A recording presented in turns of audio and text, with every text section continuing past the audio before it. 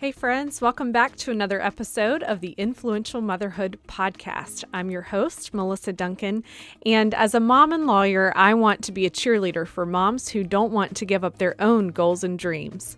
Around here, we celebrate moms who are making a difference and talk about ways to juggle work, motherhood, goals, faith, self-care, and more. I'm so glad you're here. The only filters we use around here are coffee filters, so pour yourself a cup and enjoy the show. On today's episode of Influential Motherhood, I am here with Lauren Widrick, and she is a coach, a career coach, a life coach, based out of the Charlotte, North Carolina area, and we are here to chat about women and moms thriving in corporate leadership, which I'm so excited about as someone who is a leader in my profession. I just have all the questions. So Lauren, thank you for being on the podcast today. Oh my gosh, thank you so much for having me. And I'm thrilled to talk about all the questions. I can't wait to hear what you have. Good. Yeah, I feel like this is my own little coaching session very selfishly. It's like I'm going to be sure I insert my own questions here. So, but I think what you have to offer for my audience is just going to be so valuable. And to those of you who are listening, Lauren came very highly recommended in a career moms Facebook group that we're in together.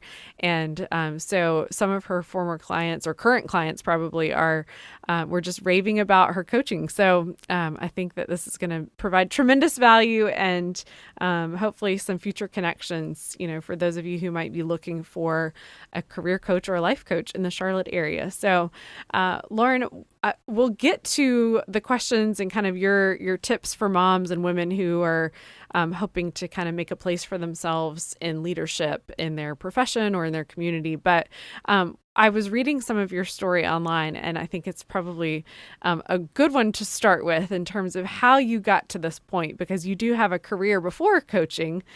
So I'd love for you to just tell us about your family, because you're a mom, and kind of how you got to this point of being a coach in this capacity. Yes, I absolutely would love to. And thank you so much for the kind intro. It's thrilling to be here. I'm so pumped tonight. So, gosh, where do I begin?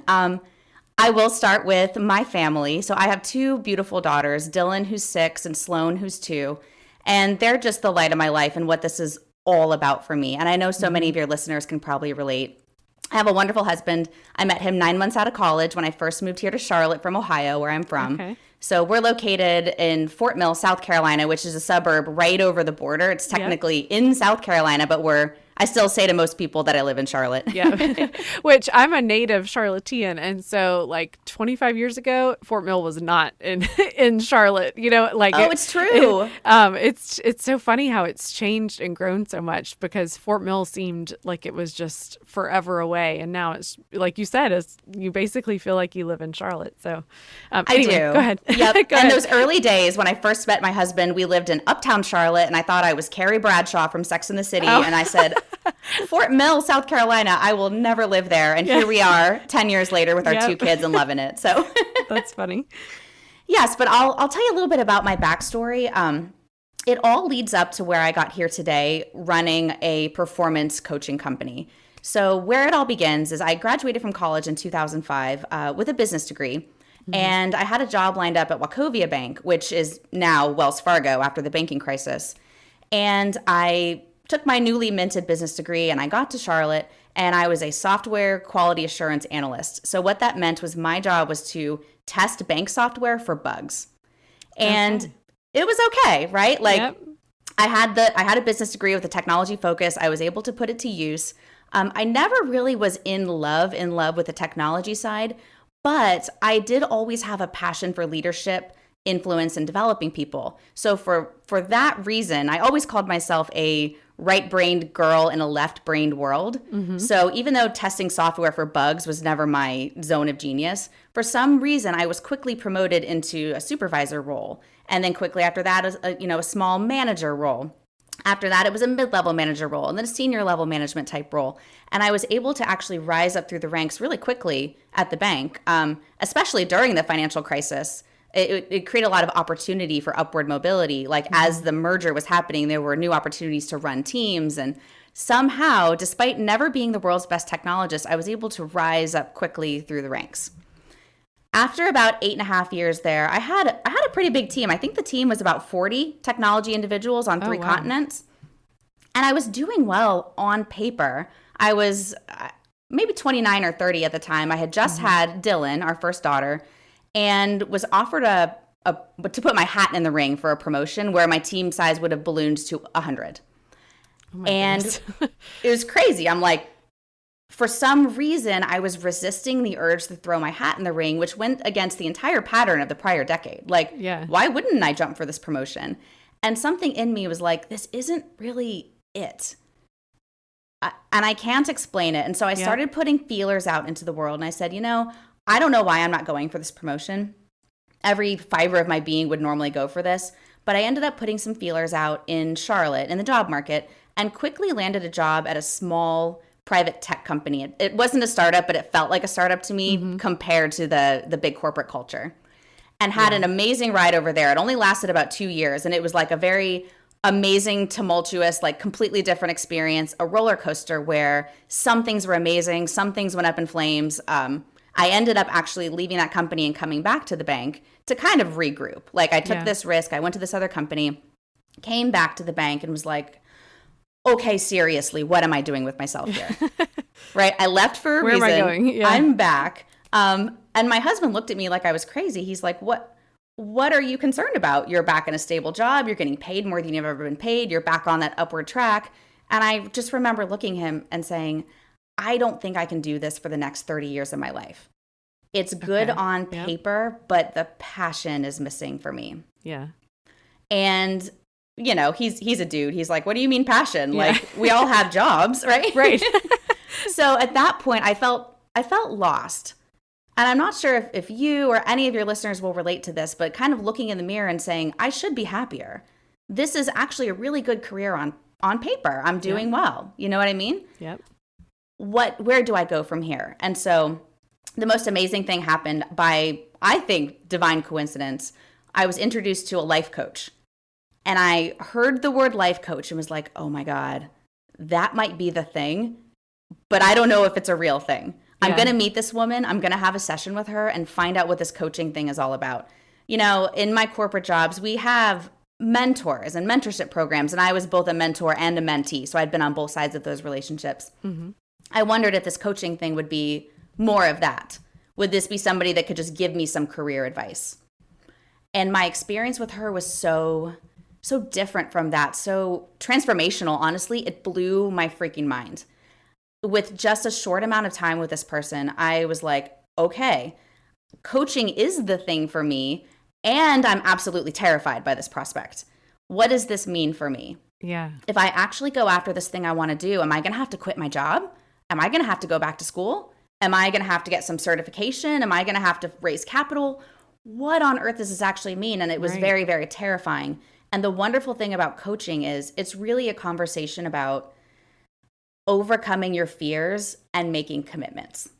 Okay. And that's what this coach was able to do for me. So she said, really, what are you most afraid of here? And I said, money, right? Yep. Income, stability versus entrepreneurship. That's a scary conversation. And if I'm being very, very honest with myself, I'm kind of scared of what people will think.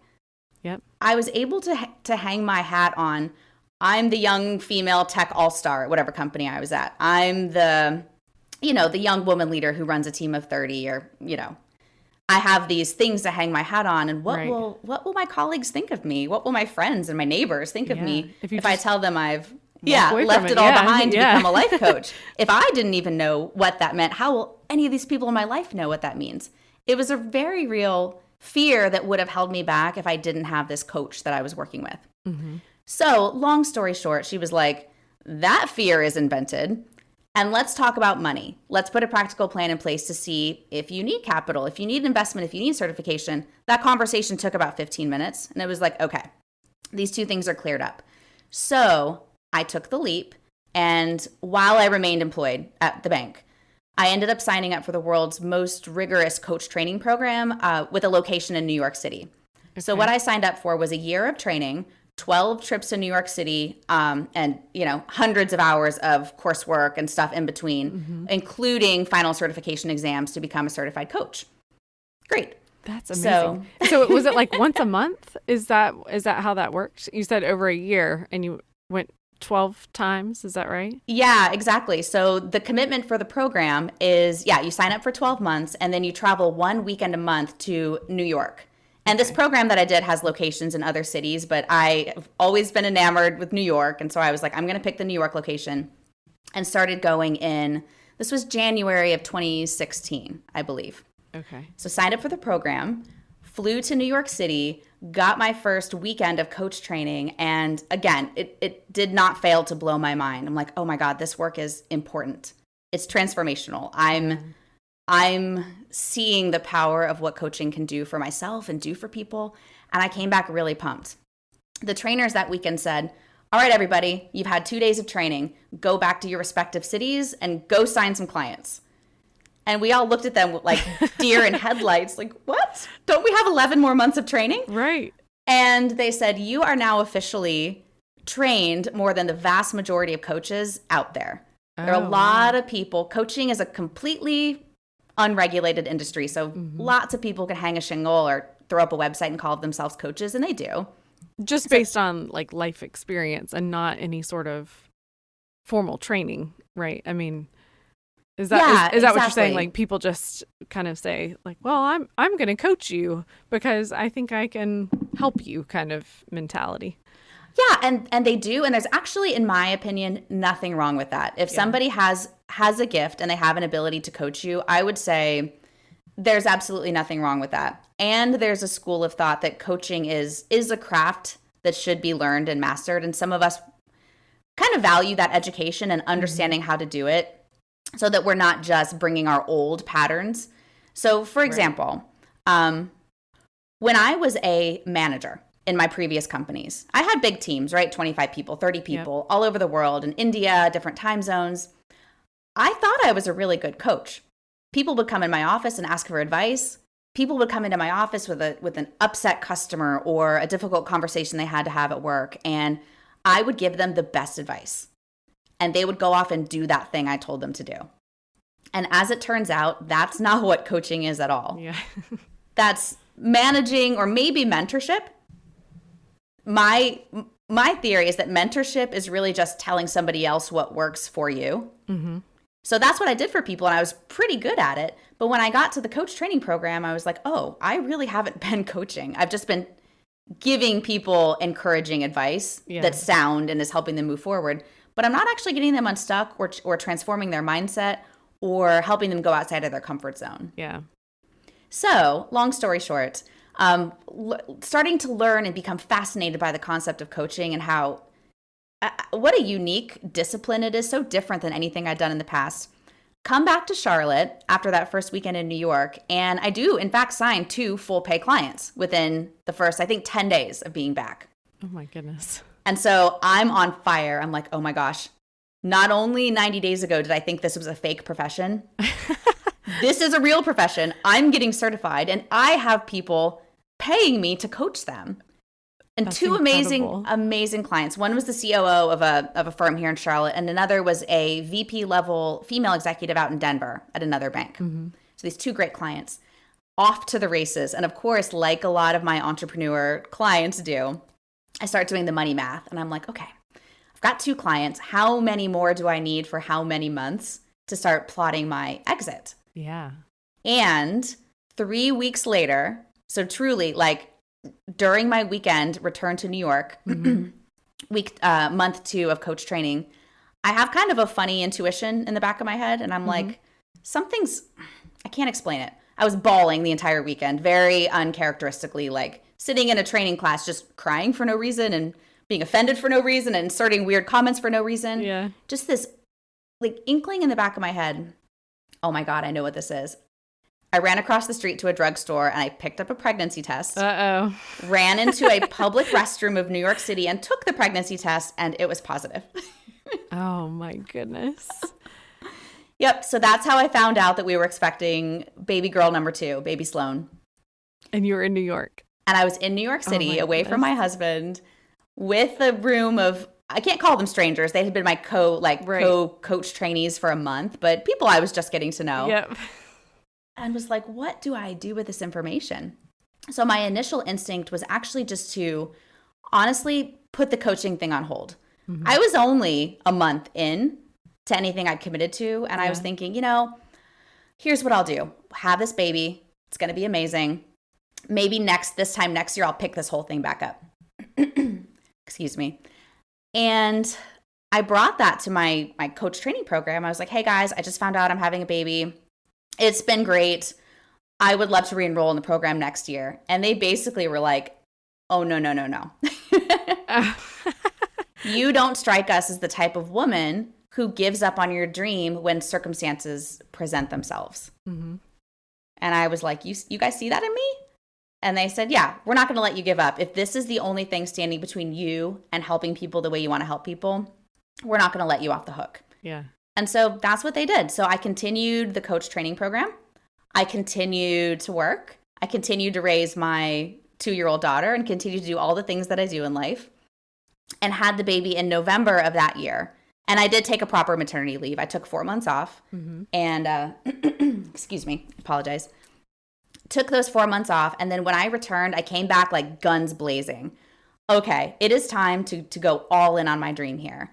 So at that point, I began re-enrolling clients, actually began going after corporate clients, doing workshops for companies like Duke Energy, Kingsman Software, Bowler Engineering, like some of these awesome companies that I love. I was able to come in and do motivational workshops, team coaching, really leveling up the company. So it was a great ride. So at that point, it took me about, gosh, I should know this by now, but it was about a year until I was able to grow the business to the size, grow the business, my savings account, all the things that we needed to line up in our lives, to the point where I could actually take that leap and then do this coaching business full time. And I've been doing that for about a year, and it's truly been one of the great honors of my life, along with my marriage and raising my daughters. This has been the experience of a lifetime. Not just the build the business, grow the business, take that leap into entrepreneurship, but the work that I've been able to do with my clients has been astounding. Oh, I bet it's so rewarding. I mean, just to see other women, being propelled forward in life or at work, I bet that is so encouraging and rewarding. So what I'm curious, kind of going back to something that you said, you were initially terrified of what your coworkers, people that your friends and your family and your coworkers, what they might think. So what was their reaction when you told them? I mean, I'm sure by this point it was obvious that you had the clients in place to be able to sustain it. But did you have any negative reaction from folks?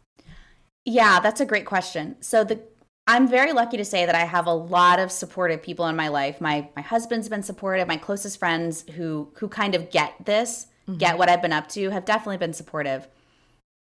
I think there have been a lot of people that were like, she's making a risky, rash decision. So a lot of my colleagues at the bank, for instance, gave me a lot of parting advice about how to not burn any bridges so that I could come back. Okay. How to rearrange my finances so that I was protected in case this thing failed. So I wouldn't say they were haters or people that said, super negative comments, but I could tell they didn't think this would succeed because they were giving me plan B and plan C. Yeah. Like, we know we think you'll be back, so plan accordingly kind of thing. Yeah. And I do think, I mean, it probably was with great intentions. People who didn't want to see me fail, like colleagues of mine that I'd worked with for years said, you may want to talk to so-and-so in case they ever need, like, you can always go back on his team, or you may want to talk to so-and-so. You can always consult if you need to. Yeah. And I'm like, it's good to know, but I'm so freaking committed to my vision that in my mind, I've burned those boats and I'm going toward shore. You know what I mean? Man. And so how long ago was it? Right now it's the summer of 2019. So how long ago did you make the official change over to coaching full time? It's been a little over a year now. Okay, that's wonderful. And is it what you thought it would be? And second question, kind of related to that, is, I guess, what has been the biggest surprise for you in doing this full time? Yeah, those are great questions. So, is it what I thought it would be? The coaching has exceeded my expectations. When I first started out, I was a good coach. I was following the methods that I was being taught. Mm-hmm. And in the last couple of years, I've learned to not just follow the coaching method, but to bring in my leadership style and my voice and some of the real life experiences that I've had. And I have a unique way of activating people, is how I say it. Mm-hmm. I can help people go from, I've got this idea, I might want to tackle it, but I don't know. There's all these considerations, kind of like the me of 3 or 4 years ago. Yeah. I can have them create that moment in their mind of, oh my gosh, oh my gosh, I can actually do this, can't I? Yeah. I'm like, yes, you can. So my growth as a coach has been amazing, and even more than what I would have expected. And the results that my clients are getting within the corporate structure, the companies they're starting, all the great stuff that they're up to has blown my mind. Here's awesome. the part that I was not prepared for. And I put this on loudspeaker to anybody that'll listen. Okay. If you are thinking of starting a business, you need to embrace the role of chief salesperson at the company. So a lot of us who go into coaching or any sort of entrepreneurial pursuit do it because we love the thing. I love coaching people. I love transforming their lives. And when I first began to really grow the company in a big way, I was like, oh my God, I'm spending so much time selling. And I don't have any sales experience. Yeah, That wasn't my job back in the day. So I'm learning as I go and failing and flailing and getting rejected and flubbing, half the conversations I'm having and talking to the wrong people. And learning to love that is what helps the business grow. Yeah. Because it can be discouraging. It can take you out sometimes. And for a while there, I mean, there were months at a time where I was like, I didn't sign up for this. This isn't what I signed up for. Yeah. And then my coaches reminded me, they're like, same conversation as years ago. You don't seem like the type of woman that gets stuck when, stopped when things are hard. I'm like, God, you guys keep saying that to me. It must be true. So that's the part that's been surprising. And I've had to do some mindset work to embrace the role of chief salesperson and fall in love with it. Yeah. Well, I'm curious, what percentage of your time do you feel like goes towards that aspect of it versus coaching? Yeah, so the good news is it's shifted to a more positive ratio, in my opinion. There was a while there, I'd say that year leading up to exit, and then about 3-4 months post exit, I'd say it was like 75% of my time was business development. Yeah. So connecting with people who could be prospective clients, doing workshops, creating content, calling on companies, certainly. The corporate sales cycle is a whole other conversation. So for a while there, it really felt like, I don't know, 75%, let's say. And in the last year or so, I've been able to shift to kind of a healthier balance, only because I have a great client base who is happy to share their success stories. Yeah. As they did in the Facebook group that we're in. So yeah, it's been awesome. Yeah, so that's I wonderful. think, you hit that tipping point where it's less hunting and more gathering. Right. If that's one way to say it. Yeah. And this is the other thing I tell people who are looking at starting a business is when you're looking to launch something big, right? A 6-figure or a multi-6-figure business of your own, it's not going to happen in 3 months. Yeah. If there's any, coach or training program out there that's telling you I can make you 100K in 3 months, I would just be a little bit skeptical of that, because no matter how good you are, whatever techniques you use, there's nobody like you. You could follow that person's program, their 90-day program, and who's to say that it will work for you the way it worked for them? Yeah. Yeah. Well, what an incredible story. I have a big smile on my face just from, hearing you talk through this, and I can hear the passion that you have for the work that you do and your clients. So that's amazing. And thank you for sharing your story with us. So let's dig in now to the work that you do for women and for moms in, helping them thrive in the corporate world.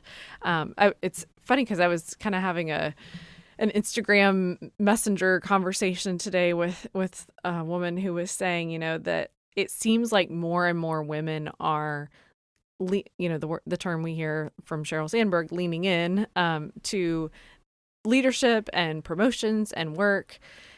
but it still seems like the odds are against us. It feels like we're getting the side eye, a little bit, especially for those of us who are moms. Like, can you really handle this?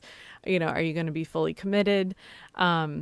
And it's almost like people are just waiting for us to fail, or drop the ball. Yes, absolutely. So I have some questions, but, I guess just generally kind of talk us through, I think you said you have like a few key principles. And so maybe hit us with those like very 1,000-foot, view first, and then we can kind of dig into those. Okay, awesome. So there's one that I start with. It's so core to what I believe and how I've actually seen transformation in my female clients in leadership, but it's controversial. So here's what it is. I do a lot of coaching for women in male-dominated industries. So my background, and it's a product of my background, I come from investment, banking, IT. So dudes on dudes on dudes. Yep. And I know exactly what it's like to be the only woman at the table, the youngest woman at the table. Having a head of bleach blonde hair doesn't exactly help that equation, but I know exactly what it's like and how discouraging it can feel for all of the reasons that you just said. And here's the principle that I teach. If we as women believe that we are inherently at a disadvantage in the workplace, we are actually feeding into the story and making it more true. Mm-hmm. So the reason this is a tough pill for people to swallow is there's so much data and so much information and so much personal experience that says it's true. Yeah. Right? We've all been the only woman in the room. We've all been mansplained. We've all seen our male colleagues get promoted. We've seen the data, the wage gap. All of these bits of information are floating around us, and it's very easy to believe that makes it true about us. Yeah. And the first thing I do for women is say, I know that data is tempting. I know it feels real and it feels true, but latching onto that data is not going to get you where you want to be. So what I do is I help people flip the script, and instead of saying being the only woman in the room is an inherent disadvantage, I teach them this is actually a huge advantage should you choose to leverage it that way. That's wonderful. Here's another principle that I love to teach people. Okay. I call it enrollment, or what's in it for them. Okay. So let me give you an example. A lot of women, even in very senior leadership positions, some of the clients that I've had and people that I've worked with, they have an apologetic tone at times when they approach challenges at work. So, for instance, let's say there's a working mom, like you or me. We have kids at home.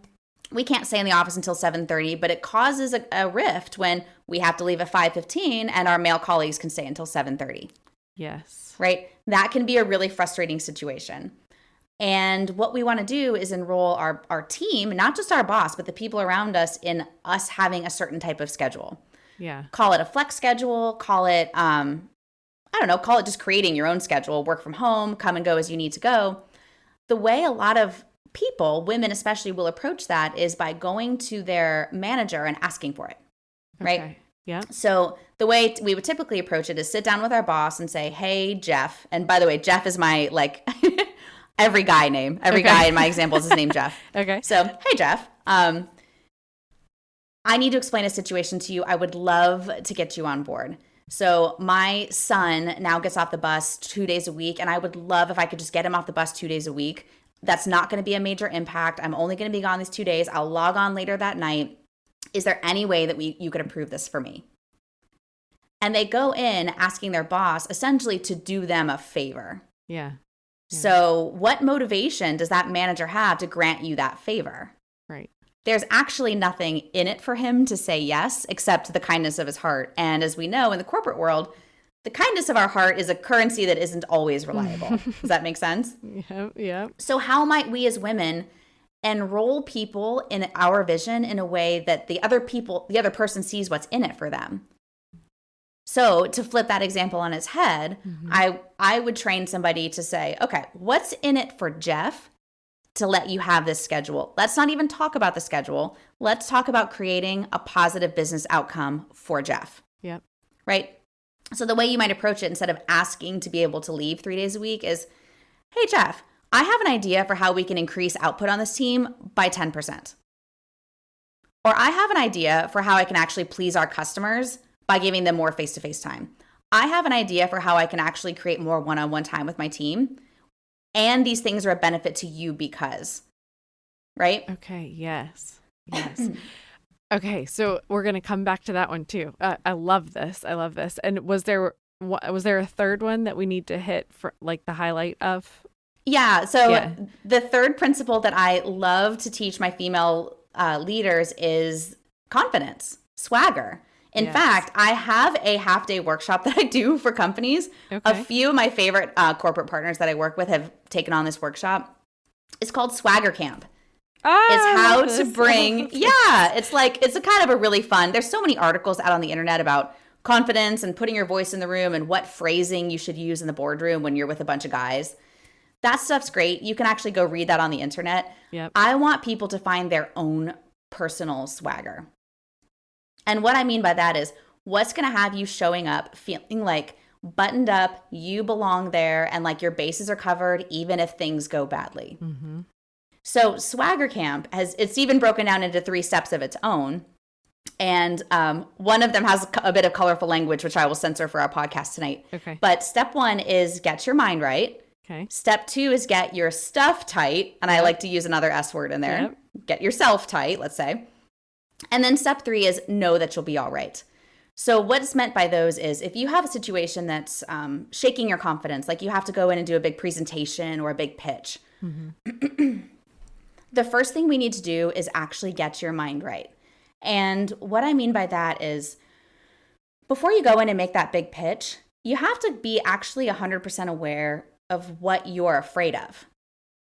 So what we do is an exercise to seriously unpack and dump all of your fears onto a sheet of paper and say, okay, I'm afraid I'm not going to nail all the points. I'm afraid these people are going to see that I don't know what I'm talking about. Yeah. I'm afraid that I'm going to get nervous and bumble the presentation.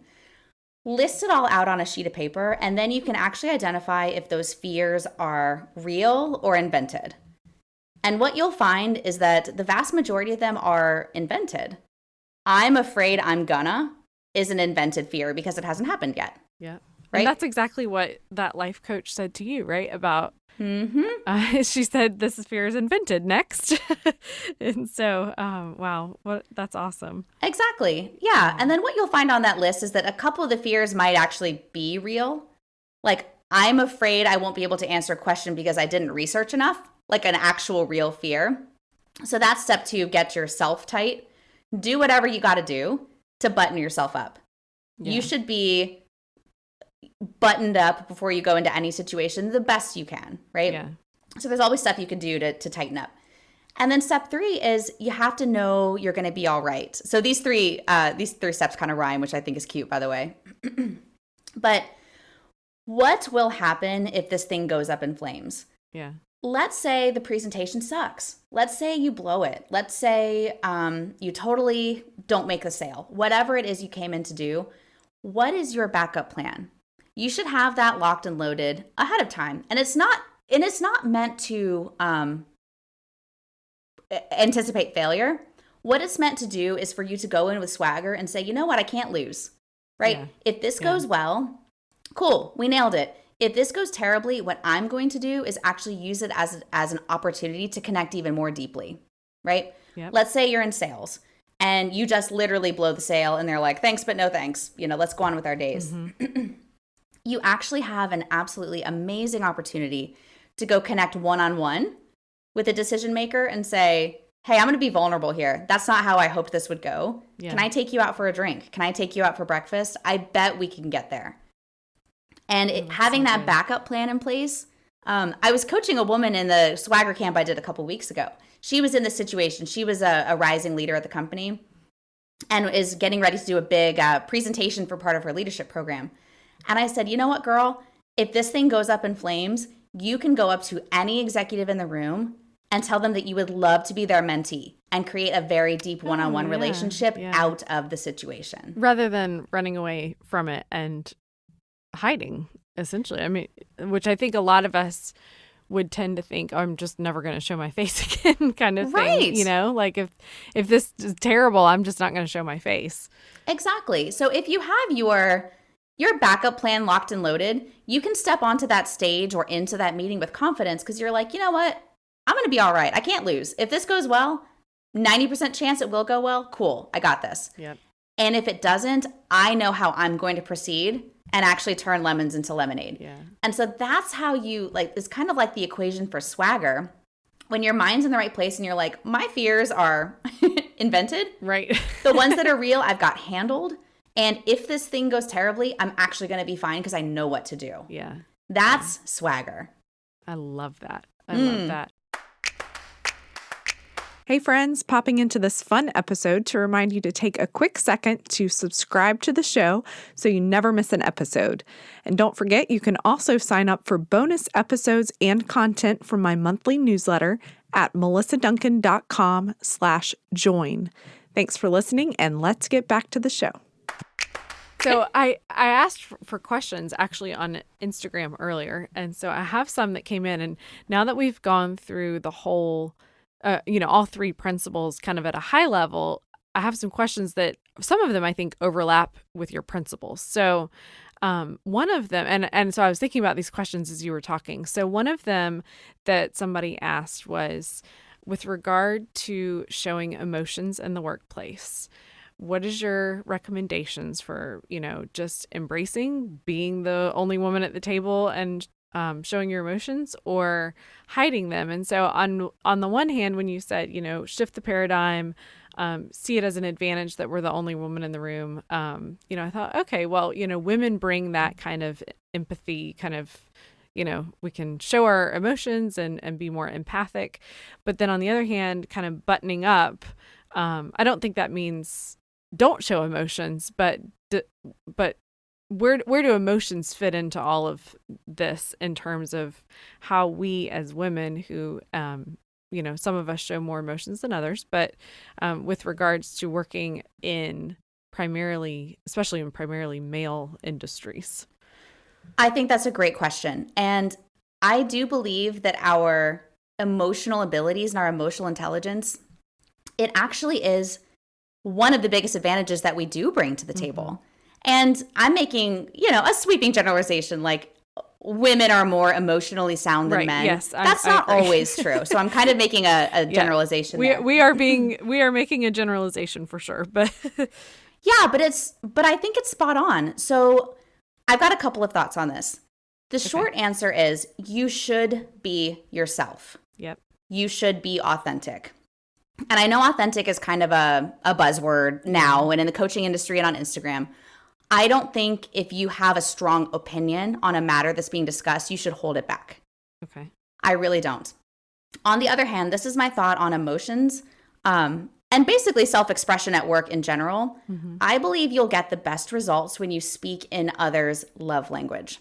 So have you ever heard of the book, The 5 Love Languages? Yes. Yeah. And, I believe the author actually has a version of the book called Love Languages at Work.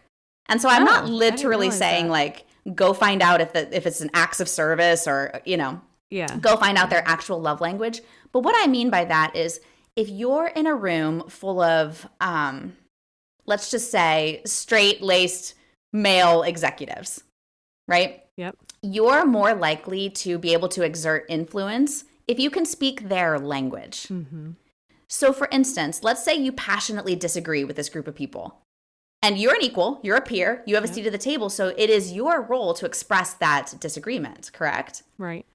How might you do it in their language so that they can hear it? Oh, that's good. Yeah. That's the difference. So if you come in, and trust me, I've cried at work. I worked on the trading floor at Wells Fargo where people yell and scream profanities at your face. Gosh. I have cried at work. So don't get me wrong. I'm not saying crying at work is a no-no. It's not. You can totally, like we talked about before, totally recover and connect more deeply with people when you have one of those incidents. But if you passionately disagree with that group of male executives, an emotional discourse about it might not be something they can hear. Yeah. Because it's not how they think or operate necessarily. And I get that. So it's like you need to just connect with them in that way. That makes a lot of sense. Yeah. Yeah. Okay, that's really good. So so I know we're kind of jumping around, but all these questions were coming in, and I have No, it's questions. great. So, I got it. So the first principle that you talked about, shifting the paradigm. So I think that I was trying to collect my thoughts here. So is that the one where you're saying, if a mom wants flex time, maybe this was the second one, enrollment. If a mom is needing flex time, like flip it so that your boss or your team leader sees why this is overall a beneficial scenario. Yeah. Is that right? Yep. So along those same lines, I think sometimes it doesn't have to be a huge ordeal, but just the little things like, mom's had a rough morning and show up, 30 minutes late because no one would get dressed and everybody had to poop and oh yes, like, know that life well. Yeah, it's like, where are the shoes, where nobody can get their life together in the morning sometimes, or a mom has to leave. It's not maybe not worth going to the boss to make a big deal out of it, but I think I hear moms in my workplace like feeling and sounding apologetic, like yeah. I have to leave early and having to like get into all the explanations about why, and I'm so sorry. And it's like, we're talking about like a 10 minutes. So do you feel like in the workplace, moms should just vocalize why they're, what's going on, or just downplay it? Because I hear both of those things. So, I hear people say, well, don't make a big deal out of it. Just, like you don't hear the dads explaining all the reasons why they're leaving, but I can kind of see it both ways. So I'm curious to hear your thoughts on that. Yeah, it's a great question. So before I tell the person who asked the question exactly how to answer, right? The boss says, where have you been? Why are you 10 minutes late? Oh, I'm so sorry. Before we even talk about how to answer the inquiry, let's take a step back and talk about how we relate to time and autonomy at work. Okay. Yes. So that's the thing we need to look at first on a bigger level. It all comes down to fear. Yep. So I'm taking the question and going really deep. Yeah, no, this is good. This is a good place to go. Yeah, right? The reason we're so apologetic and we want to assure everybody that this happened just this one time, I'm sorry, I know it was only 10 minutes, won't happen again. Yeah. I wasn't flaking. It's legitimate reasons. Yeah. Yeah. We're afraid of others' perception. And to take that a level deeper, we're afraid that their perception will have some impact on us. Yep. And we as women are very brilliant, creative creatures, and we are very good at extrapolating fears, right? So on that drive-in, you're 8 minutes late and you're like, oh my God, I'm going to be late. This is going to be annoying to my boss. And actually, he's going to think I'm a flake. And actually, he's going to think I'm more of a flake than my coworker. And actually, I might not get promoted. And actually, this whole career path makes no sense. I mean, I've been there. I don't know if you've been there. All because my children couldn't find their shoes. So what we need to do is actually do what we got to do to eliminate the fear. Yeah. And there's one of two ways to eliminate fear. One is to handle it in your mind, and two is to handle it in reality. Okay. So one option you have is to actually just completely flip your mind and say, I am a leader at this company. I don't check a time clock. Yep. Right? Yep. If somebody has an issue with me being 10 minutes late, they can address it with me because we are peers. Yes. And really just owning it in your mind. Okay. That's now, so good. For some people, that's not an actual realistic approach, depending on the type of work that you do. Yeah. Not everybody can come and go like that. Right. Right? Depending on the nature of your role, you might have to actually be there for the call with China, or you might have to show up when the clients are there, whatever it is. So the other is to change something practical. If there's any gray area of expectations between you and your team or you and your boss, clear those up. Yeah. So if you are 10 minutes late and you're worried that your boss is going to be displeased, there's a gap in expectations. Yep. And so just do the tactical thing to clear that up and say, hey, manager, are we in agreement here? Like, my working hours are this. If I'm 10 minutes late, I'll make up for it on the back end. Is this ever a conversation we need to have, or do I have time autonomy?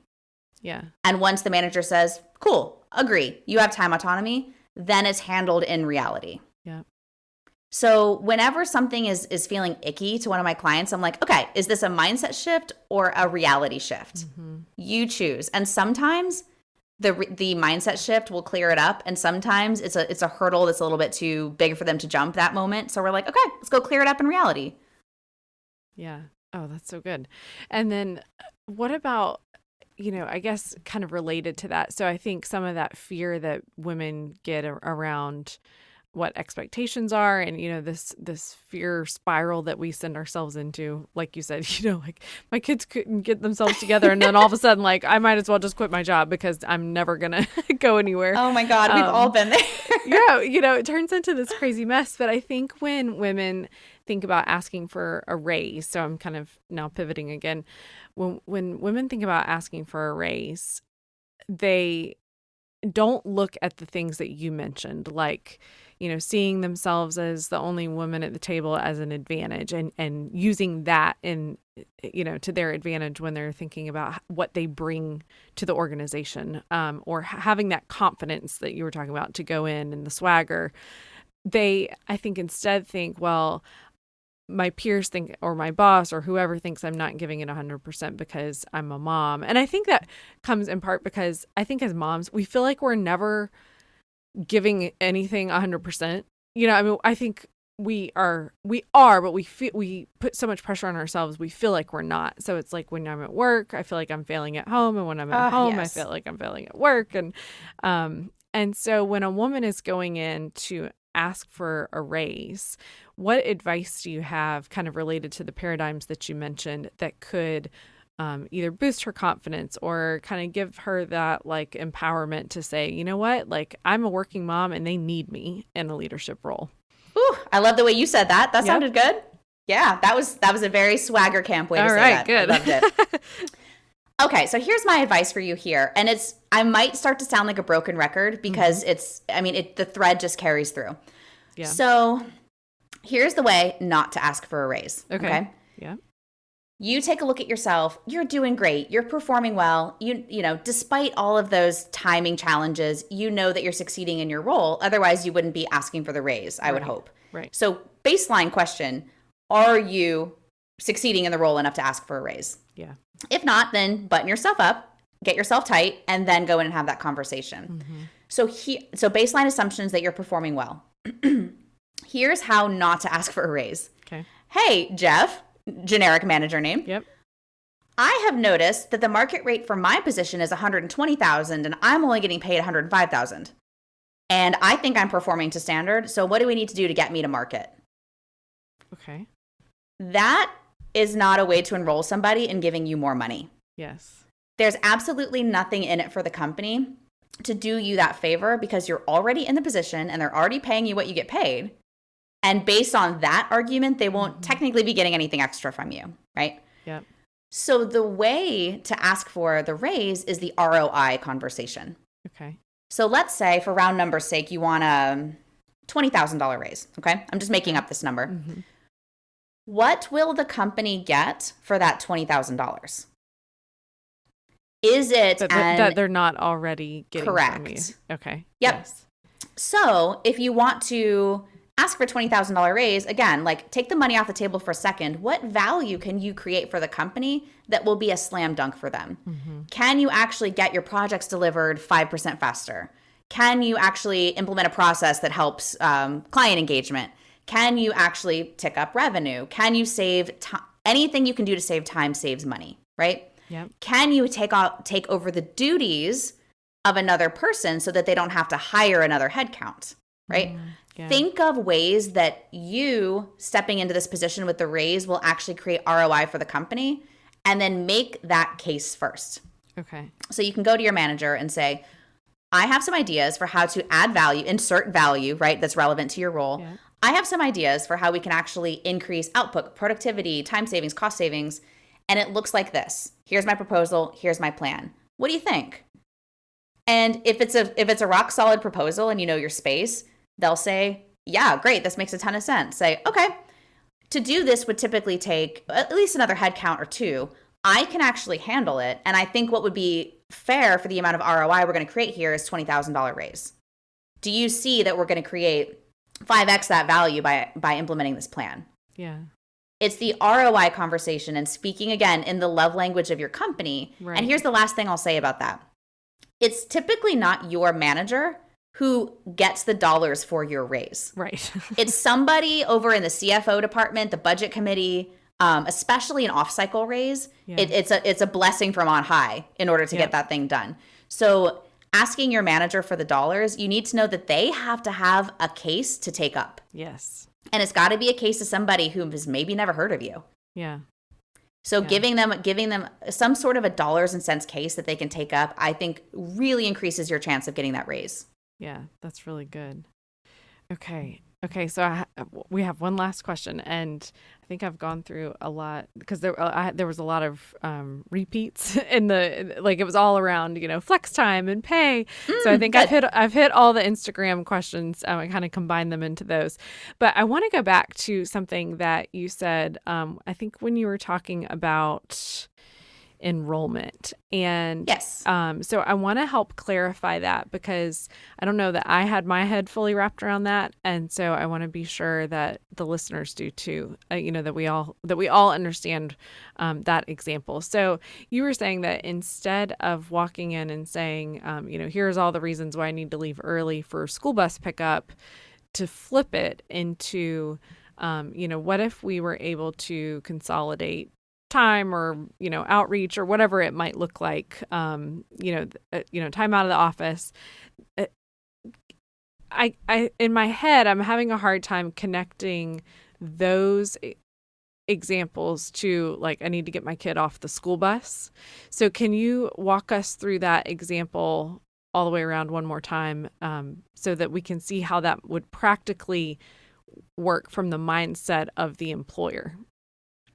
Yeah, that's or great. the boss, Yeah, so I know this is a very hot topic, especially I think there is a trend going toward a little more flexibility and autonomy. Mm-hmm. Yep. Not everybody's catching up to it. So if your workplace is one where it's half in, half out, some teams seem flexible, some roles seem flexible, you're not clear where yours stands. Mm-hmm. That's where I would start is actually outside of the manager conversation, what is this company's policy on schedule? Yeah. That is one of those things you can do to button yourself up and get tight so that you know what you're talking about internally. Okay. So I would start there. So let's use the example of your kid has to get off the bus at 3:30 every day, but you typically work until 5, right? Let's say that in your life you want to actually exit work at 3 so you can be home and get them off the bus at 3:30. Mm-hmm. So this, we're actually, Melissa, tying it all together here. So this would be question number 1 for you is this something you need to correct in your mind or something you need to correct in reality? Okay. So, yes. I love that you keep coming back to that because I know I personally never ask myself that. It's just all it's probably all in my head, but to some extent, yes, I find that, and it's not to dismiss everybody's fears. Our emotions are real and they matter. Yeah. So I'm not saying your fears are fake and we don't need to acknowledge them. That's not it at all. No, but it's a good way to prioritize. What really needs to go up a level or what we can essentially kind of handle and work out on our own. It's just such a good way of thinking about it. Okay, sorry, go ahead. It's a good place to start. Yeah, it's a good place to start. So is the fear worse than the reality? Is anybody really gonna freak out if we leave at 3? If our stuff is done? Mm-hmm. I don't know. Again, it depends on the nature of your work and your industry. But if you actually have time autonomy and you're just worried what people will think, there's a lot of other stuff you can do. If Tuesdays, Thursdays are your days to leave early, those can be the days that you're extra visible in the office. Yeah.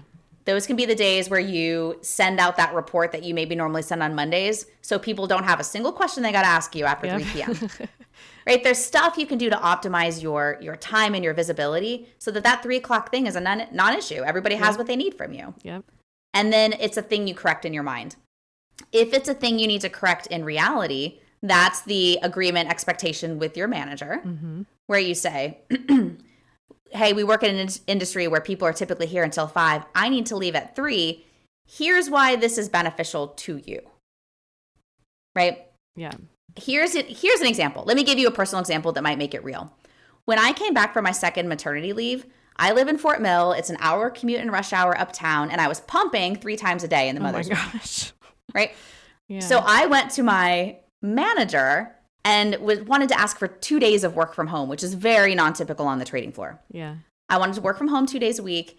And I said to him, instead of saying like, I need some of these hours back in my life. Like, it sucks going to the pumping room at work. Like it is, it's eating away at my morale over here. Instead of explaining what I needed, I said, hey, in my role, I've got an idea for how I can optimize it. I think Monday is like, we call it sprint planning day. My technology ladies will understand that term. Like Monday is sprint planning. So we know exactly what the rest of the week holds for us. Tuesday is heads down, grind it out day. So that when we hit Wednesday, we can come back together as a team and say, where are we at? Where are we having bumps? What's going well? Wednesday is face-to-face day. Thursday is go back and grind it out again. And then Friday is reflection day. And so I'm going to be in the office Monday, Wednesday, Friday, leading the charge with the people. And then I'm going to be home getting stuff done on Tuesday, Thursdays without distractions.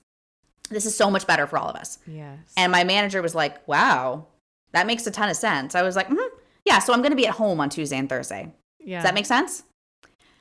I didn't bring up the pumping. I didn't bring up the commute. Yeah. I didn't bring up, because that's not his love language. Yeah. He wouldn't have responded to that because he's like, well, I have to be here 5 days a week. Right. So why, you know what I mean? So I had to say it in his language. I'm going to make you, boss, look like a rock star because we're going to operate better. Yep. More efficiently. I love that. Okay. That was a great example. Thank you for sharing that, especially because it was a personal story. But yeah, that's so helpful because I wanted to be sure that we all really captured that component of it. Oh, wow. This is wonderful. So as we wrap up, because I'm sensitive to time and what I told you, and we're already over what I asked for. So I know, we're having a blast. I could talk another 2 hours to you. This is awesome. Good. I know. I'm like, we could just go on for hours. So, so as you have been in both and this is kind of going off of the principles, but just you, Lauren, as you have been in the corporate world, and now you are an entrepreneur and have your own business, what is your number one mom hack? Ooh, okay. That's such a good question. You prepped me with that one and I couldn't narrow it down to just one. So I came up with 2. Okay. We'll take 2. That's even better. All right. We need all the mom hacks we can get around here. So number 1 is a true hack. It's just a straight up hack. Find your in the moment anxiety buster. Oh, okay. Tell me more. So I can't tell you what mine is because it might not work for you. But when you're at work and about to lose it, or in other areas of your life, like right with hubby or with kids and about to lose it, find a way to state shift. Okay. Don't let yourself spiral out. Yeah. So here's a bit of a personal story, which could be a podcast in itself, but one of my biggest like life and performance hacks lately has been really upping the wellness game. So for instance, I quit drinking about 4 months ago. And for others, that might not be a big deal. For me, I was a major wine lover to the point where it was like kind of impacting my energy and performance. So I flat out gave it up. And I started working with a sobriety coach because that's what we coaches do. We make commitments and we like make it happen and we get supported. Yeah. So my sobriety coach taught me this method called tapping. And you can look it up. But you tap acupressure points and it helps you when you're in the middle of like a craving or an anxiety moment. It's a way to stop, assess how you're feeling. You tap on these acupressure points and then you reassess how you're feeling. Oh, okay. So I'm not positive that's the right hack for everybody, but it's an example of you're in the moment and things are about to spiral out. You step away and state shift so that you prevent yourself from having a regrettable moment, basically. Yeah. Oh, that's so really that's good. A big one. And I would say experiment, go find the one that works for you. It can be as simple as like tapping your own wrist as a reminder, snapping a rubber band on your wrist, or saying, when I feel this way, I'm going to step outside for 5 minutes, or I'm going to call my best friend, but have a state shifter so that you are in command and in control of your energy. Yeah. That's really good. This is huge at work. And then the other mom hack I had it's kind of the thing I just said. It's the wellness piece. So I know that for a lot of us, working out, meditation, yoga, it all sounds great if we had the time, right? Yeah. I'd love to go to the gym every day. This is something that has to become a non-negotiable. Mm-hmm. And I know it's easier said than done, but even 10 minutes of writing out things that you're grateful for and 5 minutes of taking a walk will impact your performance for the rest of the day. Yeah. And so my hack for you is this: steal that time from your work day, not your family.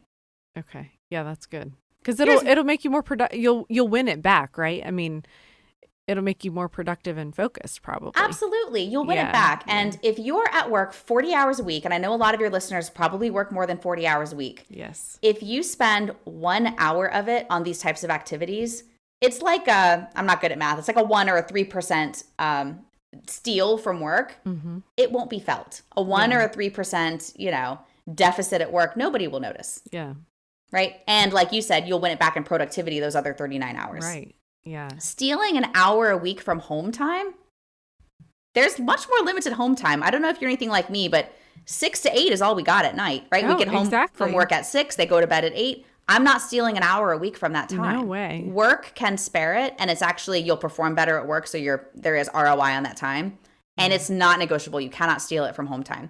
So find time during your work day to write out what you're grateful for, including this job, including your boss, including the report you have to write. Yeah, Take those are all things to be thankful care for yourself. Yeah, exactly. Oh, that's really good. Yeah, today actually I found myself caught in, like, I was on a roll with knocking things off my to-do list, but I looked up and it was like 11:45 this morning, and I had basically not moved from my chair, and I just felt I was like so sluggish, and I was just feeling just kind of like blah, and I looked at my watch, my Apple Watch, and I had burned, like 25 calories the whole morning. And I just had this moment. I was like, I have to get up. This is getting ridiculous. And so, I got up and I walked around, and then I said, okay, and then in a little bit I left for lunch. And I didn't really know where I was going, but I was like, I'm leaving the building because I need to get outside. And it made such a difference. When I came back after lunch, I felt so much more like refocused. And I try to really encourage my team to at least, I'm like, go, even if you don't want to leave for lunch, like walk to your car and sit in your car for a few minutes, but get out and reset your brain. I feel like that is so incredibly important, just to walk away from it for a minute, in the middle of the day at some point. Oh, that's so well said. And your team is lucky to get that leadership advice from you. I can't stop studying this stuff, reading books and neuroscience studies, and the power of recovery for performance is indisputable. So even taking, like a 2-minute recovery break each hour or every other hour will vastly improve your performance. But it's something we, for some reason, don't prioritize. I know. It's simple, but not easy. So if you can just prioritize small breaks, small recovery, small gratitude moments, have an anxiety shifter, like these are teeny tiny hacks that will make a very, very noticeable difference in your day. I love it. I love that anxiety. What'd you call it? Anxiety zapper? Ooh, I like that. We're going to call it that. Oh. What did you call it? I think I called it anxiety shifter, something not as cool as anxiety zapper. I like zapping it. I love it. I love it. Funny. Oh, well, Lauren, this has just been outstanding. And I can't thank you enough for sharing your just tremendous wealth of knowledge. And I love the way you approach all of these questions and issues that so many moms are facing. So thank you so, so much. And I would love for you to tell folks where they can find you, because I do have a big Charlotte and North Carolina audience. Not everyone, but a lot of folks are in the area. So I'd love for you to share your information in case anybody is interested in doing some follow-up for individual coaching or corporate wonderful. Coaching. Right. Yes. Yeah. And thank you for being here. This has just been really, really fun. I love your podcast, and I'm honored to be a part of it. And I would love to connect with any of your listeners that are looking to break through some of these challenges and just level up and feel like more of a boss at work. Yeah. So how to find me. The best place to find me is my website, which is laurenwidrick.com. And you can also email me, lauren@thewidrickgroup.com. And you can find me on LinkedIn as well. And right on my website, if you visit it, it's newly refreshed. I'm very proud of it. You'll great. see a giant picture of my head right as you go to the website. And next to it is a button that says, Let's Talk. If you're interested in chatting with me and seeing if maybe I can help you elevate in your role, your career, if any of this interests you, I would love to meet you. And you can schedule a session with me just by booking that Let's Talk button. And I'll share a little bit about how I work with people. Yeah, that would be great. So really, I have coaching packages that address 3 stages for where people are at. Step 1 is career clarity. So it's the type of person that's like, I'm doing well, but I don't know if this is the thing I want to do forever. Or I love my job, but I'm having a very particular challenge. I want to get promoted and I can't do it. What do I do, right? Career clarity is a very quick, brief, intensive session where we iron that out so that your next steps are clear. Okay. For people who come out of that session, they're like, oh, the thing I want to do requires actually a bit of a transformation, a role change, a promotion. Maybe I do want to start that side hustle. This is a 90-day program that I have for people, which is a career upgrade program. Okay. And this will actually help turn that clarity we've created into action. So we're moving you toward a new role, that promotion, maybe standing up that side hustle. We're actually making the thing real. The change is real. And then I have a 6-month program that's also intensive. It's for people who are doing whole career transformations. So these are my executives that are moving from company A to company B, my CFOs and my CIOs. These are people who are taking their side hustle to the main hustle. These are people who are standing up new divisions. Really big, hairy, juicy challenges that are really, really well suited for a 6-month coaching program. Okay. They come into my career transformation container. Okay. I love that. You've got something for everybody, which is just amazing. And you do like corporate teams. Is that right? Did I see that? I do. Yes, I do corporate workshops. And so I've done topics. I have one that's a straight up life coaching workshop because my theory is when your life is going well, your career benefits and vice versa. Right? Yeah. I tell people the best way to improve your career is to improve your life. So what do we have to do to elevate your life? Create something that you're passionate about, get your wellness in check. That's the stuff that's actually going to move the needle at work more than that extra project you take on. Yeah. So I do life coaching. I do Swagger Camp, which is my new favorite one, I love which helps men and women. It's been mostly women so far, but help people find their swagger and their confidence so that they can approach work like a boss and show up like the best version of themselves, confident and buttoned up and knowing they'll be okay no matter what. Love Swagger Camp. And I do custom design workshops for companies as well. So if you manage a team and you're like, I love these concepts, maybe we'll do a workshop on enrollment or persuasion, right? Or any of the topics that we talked about today, I can custom design a workshop around it. Outstanding. Wonderful. Well, what I will do is in the show notes, I will link to your email and your website and your LinkedIn so that folks can find you in all of those places. And I hope that maybe we can get you on the show again because I know you and I kind of brainstormed even other ideas that we can talk about. So maybe we can do a round 2 one day soon. And I would love that. Yeah, and I hope that some Charlotte folks will connect with you. So Lauren, this has been outstanding. Thank you so much again. It has. And thank you for this. Thank you welcome. for what you're creating here with this podcast and this community. It's so important and so needed, this type of support for one another. Like, I'm very, very inspired by what you've created here too. And just so thrilled to have been here today. Well, thank you. Yeah, I just, I want moms to feel like they can lean in and do what they want to do while they're in the middle of all the other chaos. So that's amazing. Thank you, Lauren. I appreciate it. Yes, thank you. What an incredible vault of knowledge Lauren has about how women can thrive in corporate leadership. I'd love to hear what you found helpful or valuable this week from Lauren Widrick. You can find me online at Influential Motherhood to connect and say hello. If you enjoyed this episode, please leave a 5-star rating and a written review in the Apple Podcast app. It helps get the show in front of moms looking for episodes just like this one. I hope you'll find a way to influence your work or community for good this week. Don't forget, you can listen to other episodes or learn more about the show at www.influentialmotherhood.com. Bye, friends.